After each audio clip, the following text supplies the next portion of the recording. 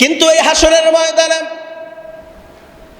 একদল মানুষকে আল্লাহ পাক পোশাক পরিহিত অবস্থায় তুলবেন। তারা হলো শহীদ, যারা দিনের আগে শহীদ হয়েছে। আল্লাহ পাক ওই শহীদদেরকে বস্ত্র সহকারে তুলবেন। শহীদরা উঠবে, হাজার হাজার লাখ লাখ কোটি কোটি শহীদ।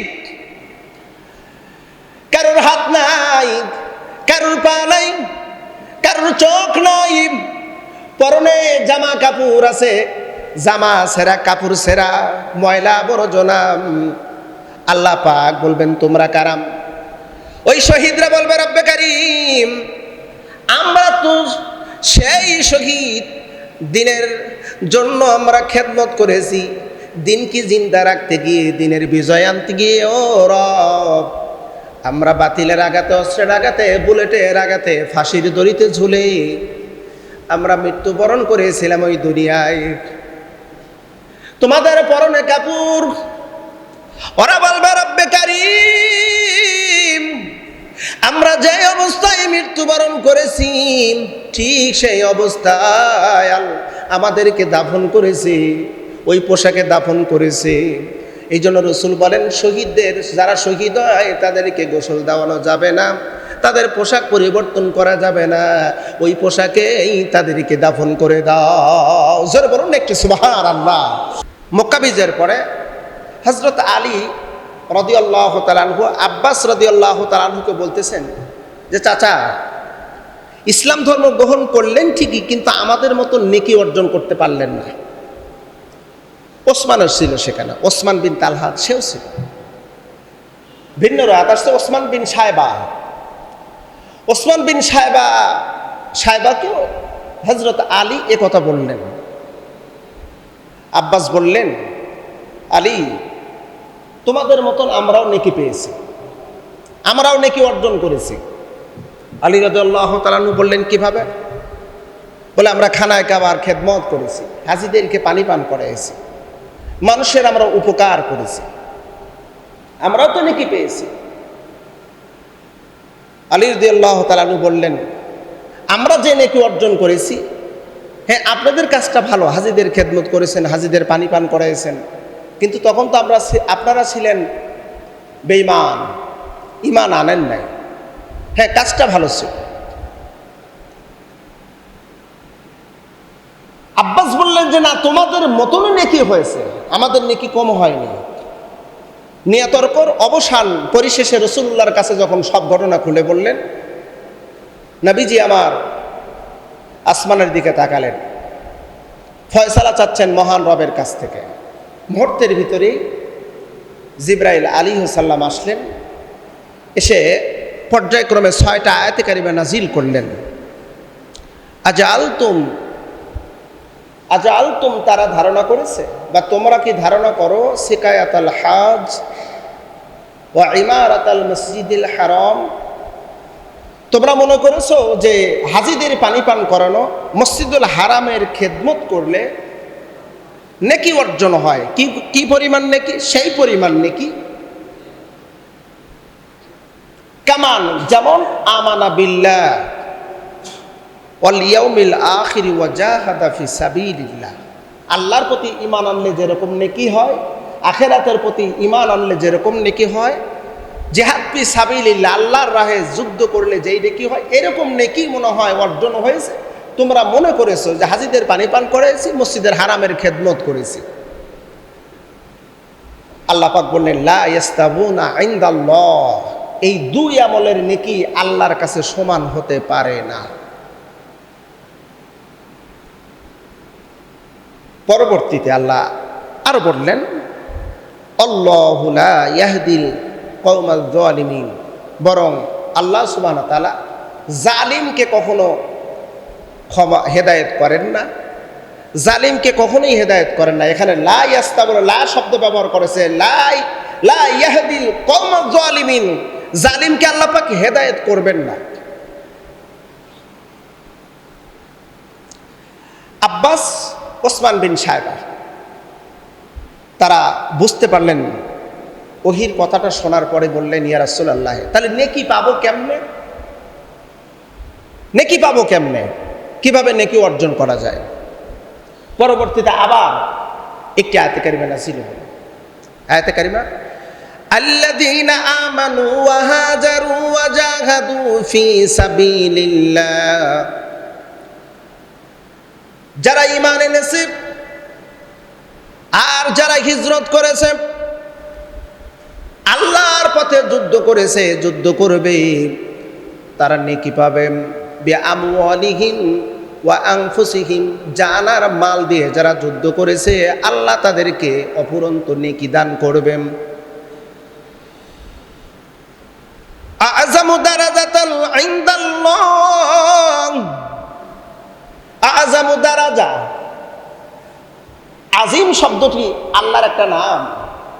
আ'যামু বলা হয়েছে, আ'যামু দারাজা, আল্লাহ তাদের মর্যাদা এতটাই বৃদ্ধি করবে, জান্নাতের সর্বোচ্চ মাকাম আল্লাহ পাক দান করবে। আল্লাহর কাছে তাদের মর্যাদা হবে অপরিসীম, বিশাল, বিস্তীর্ণ। উলাইকা হুমুল ফাইজুন,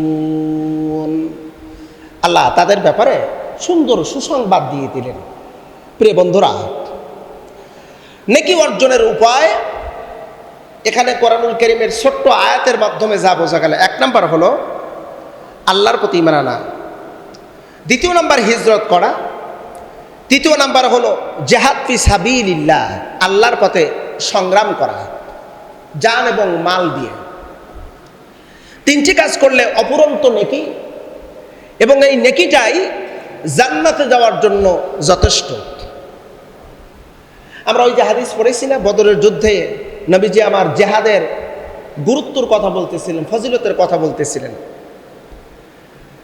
সবেমাত্র একটু আগে কালেমা পড়ে মুসলমান হয়েছে, খুরমা খেজুর খাচ্ছিলেন। রাসূল বললেন, যুদ্ধের ময়দানে আমার সাহাবীদের মধ্যে যারা তোমরা যুদ্ধ করবে, কাফেরদের অতর্কিত হামলায় যারা আহত হয়ে নিহত হবে তারা শহীদ। আর শহীদের মর্যাদা হলো এপারে দুনিয়া ওপারে জান্নাত, মাঝখানে একটা শুধু মাধ্যম, একটা সেতু, তার নাম হলো মৃত্যু। মৃত্যু হতে দেরি, জান্নাতে যেতে দেরি হবে না।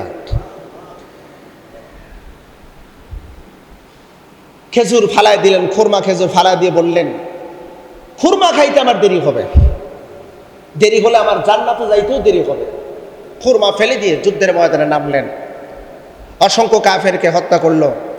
অতর্কিত একটা আঘাত, বল্লম বুকের এপাশ দিয়ে ঢুকে ওপাশ দিয়ে যখন বের হয়ে গেল, শহীদ হয়ে গেছে। রাসূল আমার বদরের প্রান্তরে শহীদ সাহাবীদের লাশগুলো একত্রিত করতেছিলেন।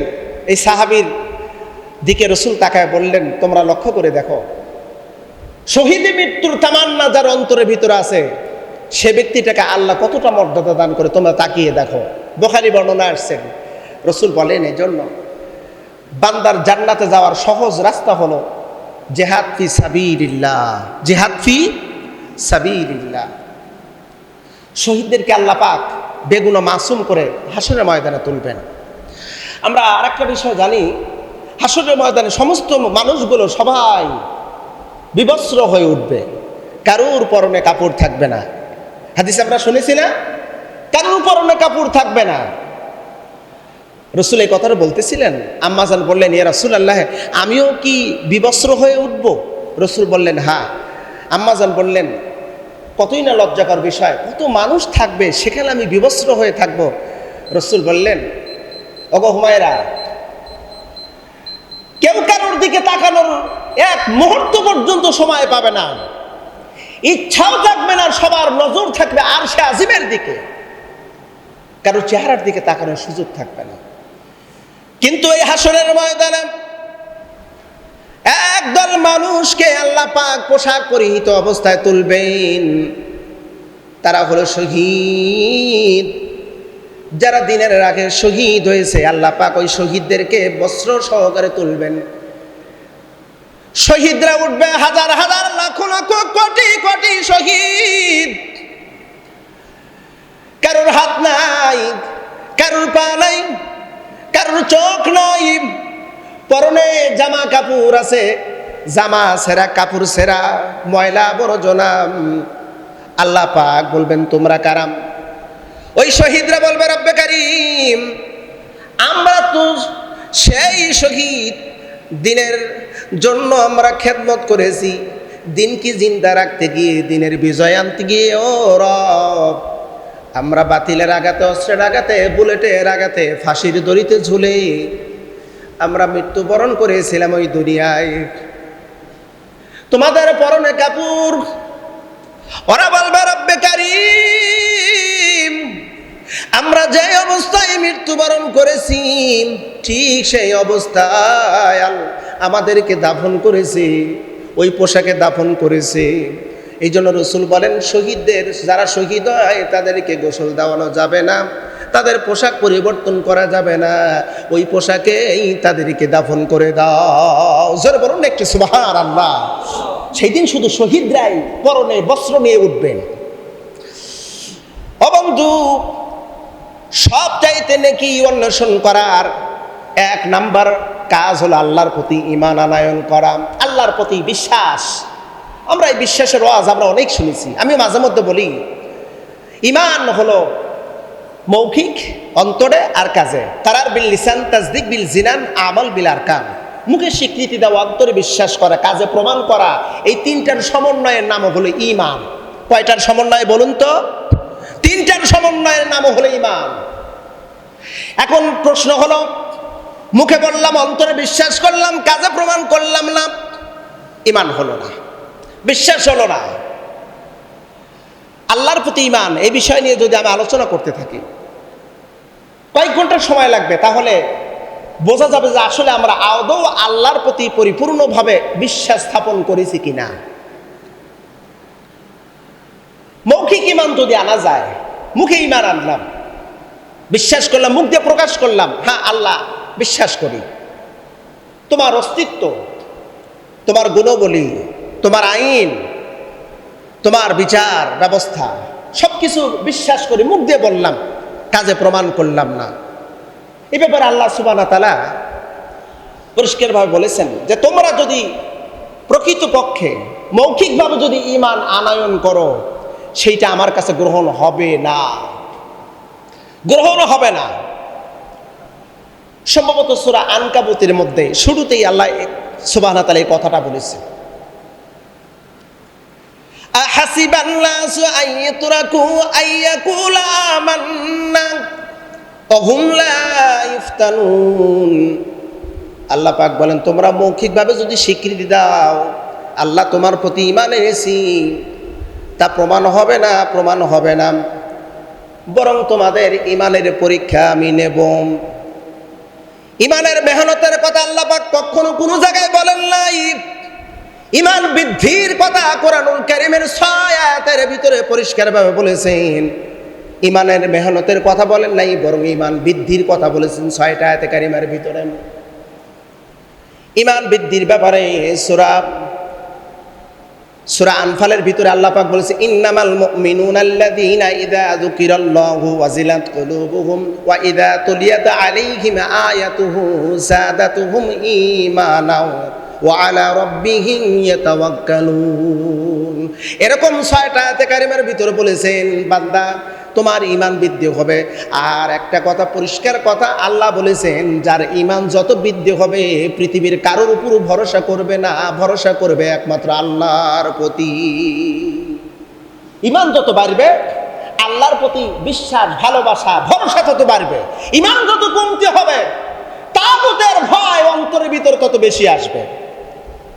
ঈমানের দুর্বলতা, ঈমানের কমতি, তাগুতের ভয় অন্তরের ভিতরে বেশি। ঈমান বেশি, তাগুতের প্রতি শুধু ভয় নয়, বরং তাগুতের বিরুদ্ধে লড়াকু সৈনিক হওয়ার জন্য সে প্রস্তুত হবে তত বেশি। আজকে তো আমরা তাগুতের গোলাম হয়ে গেছি। তাগুতকে আমরা ভয় বেশি, আমরা তাগুতকে বেশি ভয় পাই। যারা একটু ক্ষমতাধর তাকে আমরা বেশি ভয়, কারণ আমাদের ভিতরে ঈমান নাই। ঈমানের দুর্বলতা চলে এসেছে, ঈমানের কমতি এসেছে।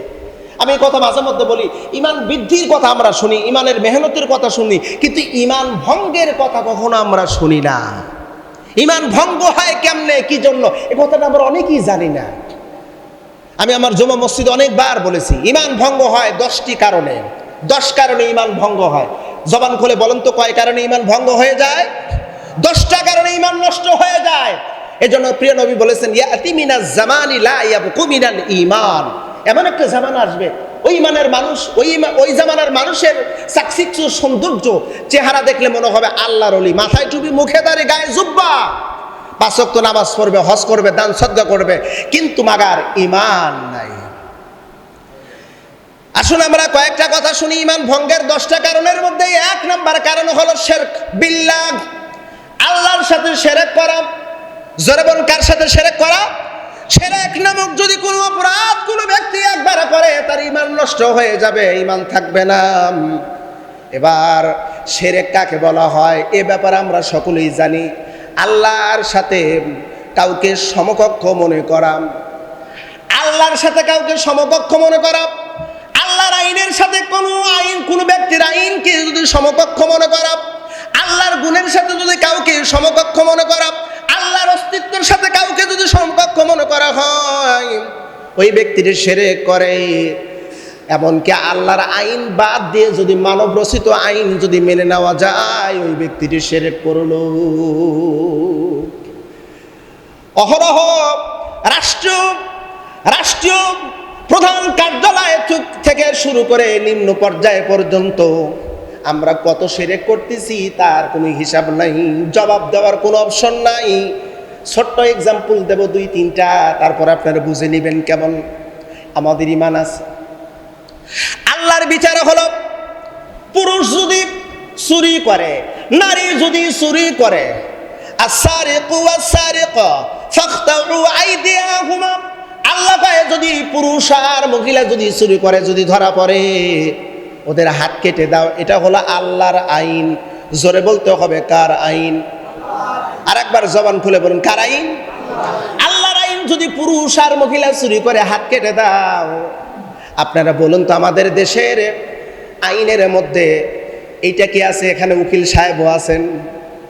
সাহেবও আছেন, বলতে পারবেন কি আমার দেশে যদি চোর যদি ধরা পড়ে যায়, এই চোরগুলোকে হাত কেটে দেওয়া হয় নাকি এদের কিছু জরিমানা করে ছেড়ে দেওয়া হয়, নইলে জেলের ভিতরে ঢুকানো হয়? আমি দেখেছি জেলের ভিতরে অনেকবার গিয়েছিলাম, আমি জানি অনেক চোরকে দেখেছি কয়েকদিন পর ঢোকে আর বের হয়। গত কয়েক বছরের ভিতরে আমার দেশের কোটি কোটি টাকা চুরি করলো, ওদেরকে ধরলো, জেল হাজতের ভিতরে নিল, সাধারণ কয়েকটা দিন থাকার পর ওদেরকে খালাস দিয়ে দিল।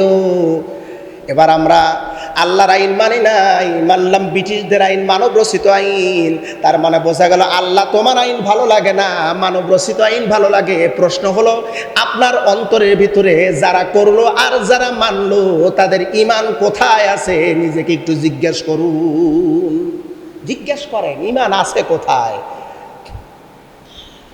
বড় আফসোস হয়, দুঃখ হয়, 92% মুসলমানের দেশে আল্লাহর সংবিধান, আল্লাহর কোরআন দিয়ে দেশ পরিচালনা হয় নাই। এর চাইতে দুঃখ, এর চাইতে কপাল পোড়া জাতি আর কোন জায়গায় হতে পারে?